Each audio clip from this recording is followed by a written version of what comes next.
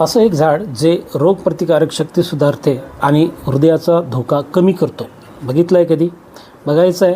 चला तर. नमस्कार and welcome to know your plant series. शहतूत, ज्याला मराठीमध्ये तुती तर इंग्रजीमध्ये मलबेरी असं म्हणतात, याचं शास्त्रीय नाव मोरस अल्बा आहे. हे लहान ते मध्यम आकाराचे झाड आहे जे वेगाने वाढते. याची फुले पांढरी व लहान असून गुच्छामध्ये येतात. फळ लहान, दिसायला ब्लॅकबेरीसारखे असते आणि चवीला थोडेसे द्राक्षासारखे किंवा गोड लागते. फळे पिकल्यावर लाल किंवा काळ्या रंगाचे होते. याची लागवड भारतात प्राचीन काळापासून होत आहे. विशेषतः रेशीम उत्पादनासाठी याची लागवड केली जाते. याचे बरेच उपयोग आपल्याला बघता येतील, ज्यामध्ये यांच्यापासून तयार केलेलं सरबत, जाम, जेली तसंच वाईनसुद्धा बनवली जाते.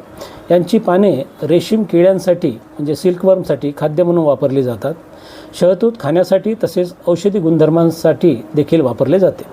याचे अनेक आरोग्यदायी फायदेसुद्धा बघायला मिळतात.